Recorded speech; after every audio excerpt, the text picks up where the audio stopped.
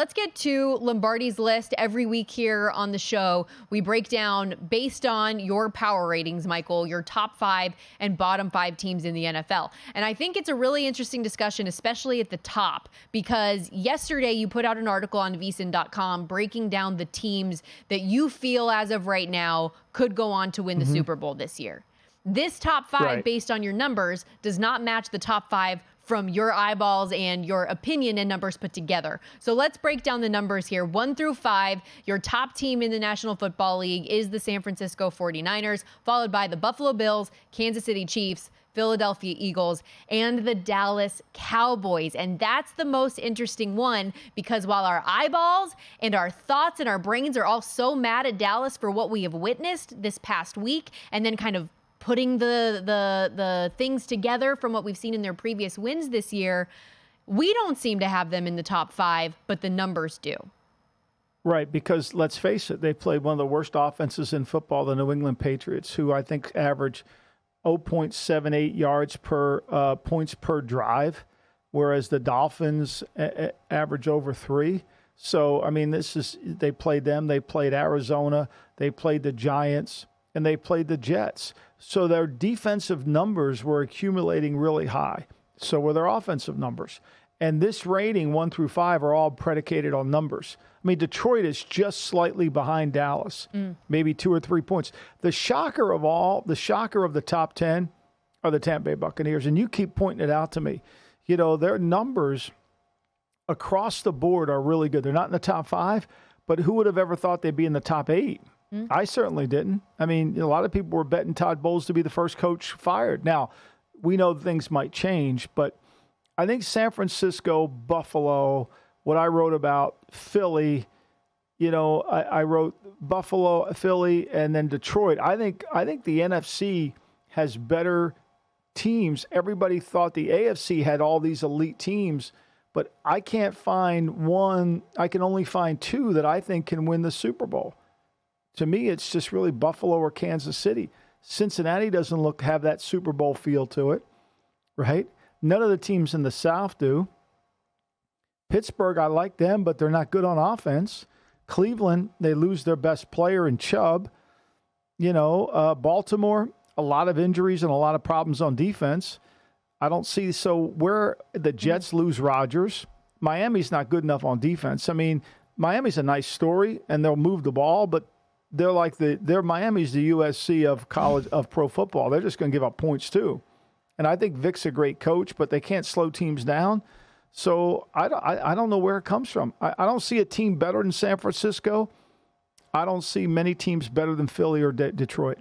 And it is a great point thinking back to all of the conversation this offseason and about, oh, what a gauntlet the AFC is. That's where all the good teams are. Maybe in the NFC, you could say San Francisco and Philadelphia will still be up there. But, I mean, the AFC is really where it's going to be won. And that narrative is completely flipped from that standpoint. The only 2 undefeated teams still in the league right now. And I still know that you feel the Eagles haven't played their best football yet. San Francisco is certainly getting there, and they look really, really solid, especially last week against Dallas. But that mindset, that narrative has completely changed. For San Francisco, after winning the way that they did against a team that your numbers does still keep in the top 5 in Dallas, Michael, has that created a little bit more separation at the top now for San Francisco? No question. And no question. Now, Buffalo's still right there with them. But I think Buffalo's going to have to, you know, their numbers will slide down defensively. But there's no question. I mean, Kansas City's really up there more because of their defense. You know, right? Their defense is good. And Philly, to me, last week, they were Philly of 2022. They dominated time of possession. They ran the football effectively. Hurts was running the ball quite a bit, more than I thought he should have. Made plays down the field. They score at the end of the half. Was just ridiculous. I mean, they make one throw to Brown, and he's, you know, he changes field position quickly. So they're real, and Detroit's real too. Detroit's not just a once in a moment team. Like, they're too good up front, offensive line and defensive line, to go away quietly. You're going to have to beat Detroit. Now, Detroit can beat themselves. We know Goff can get into some issues. You know, if Goff has to go to Philadelphia and it's minus 10 degrees in Philly here in January, maybe that's a bet you don't want to make. But for the most part, they're good and they're physical. The thing about Detroit is they are physical. The head coach's personality runs through the team. You can see the physicality in their defensive and offensive lines, and that's what separates them. Now, Tampa's physical, too. It'll be interesting to watch this game. I'm sure a lot of money's going to want to come in on Tampa because I think when you get Goff on the road, people automatically take the number. Yeah, but for a Lions team that went 8-2 down the stretch last year after the rough start, you're wondering, is this really who this team is? Can they carry that over? And they certainly have. Probably should be undefeated right now. They just didn't get the ball, as you pointed out earlier in the show today, in overtime against the Seattle Seahawks. The Detroit Lions are for real, and that just points again to the way that the NFC is shaping out right now. Let's go from your top 5 to your bottom 5 power-rated teams. Don't look now. We have a new worst team in the NFL in the New York Football Giants. Well, it seems like any team that plays Miami offensively gets destroyed on their numbers defensively, and so they just pump it down. Now, the Giants are bad in both areas, offense and defense.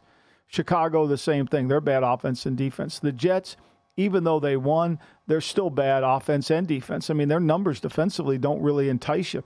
Denver, we know they're good on offense. They can't move the ball. Arizona, good on offense. They turned it over for the first time last week in terms of interception. But their defense is really going to be a struggle, especially, and it's going to get worse this week because they're going to play a Rams team that knows how to attack coverages. They know how to put their players in great position, and I think it's going to be really hard. I mean, as it is right now, Arizona plays 32-33 of defense a game. That's a lot of plays. They played 44 more plays than their offense. It's almost a game.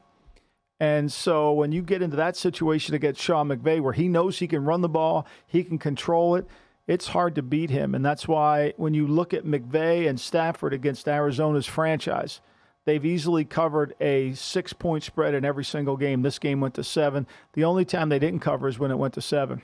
The only thing that surprised me about this bottom 5 is that the 0-5 Carolina Panthers were no longer in it, and they have been in the past. They're right. They're at 27. I think they lost by a point. Because I was going to ask, if you put Arizona and Carolina head-to-head, who would you have favored? Yeah. I think I don't know that one. They're right neck to neck. And New England's not far behind them either. Minnesota's not far behind them either. So there's a lot of teams at the bottom that are kind of ranked together because of the numerical. When you take out the bias, which is what we all have to do in betting, when you take that out, Arizona has some good numbers of running the football, has some good numbers protecting the ball, whereas New England, they can't create turnovers and they give the ball away like it's their job. For the Vikings, that one's a little bit interesting, especially because these numbers still have Justin Jefferson as a part of them. I feel like a lot of people have thought that the Vikings have played better than their record has indicated. What's your outlook on that team right now? I think they'll still move the football. I think they can move the ball. I think they're really they're a good offense. They can move the ball. They're not great when they play a good offensive line. They struggle. But look, going into this year, they're 25th in third down offense. So even with Jefferson, they weren't great. Points per play, they were 15th in the league. So even with Jefferson, they weren't. I mean, defensively, they're a little better than you think they are. They really are. They're 6th in red zone defense. That's what's keeping them alive situationally. They're 6th in red zone defense. And, they get and they're 20th in sack per play. They don't get enough pressure on the quarterback. That's the problem. And the biggest problem is they're 32nd in turnover takeaways. They turn the ball over. First drive of the game last week, fumble immediately. They can't wait to give you the ball, which was unlike them last year. Go to VSiN.com/subscribe to become a VSiN Pro subscriber today.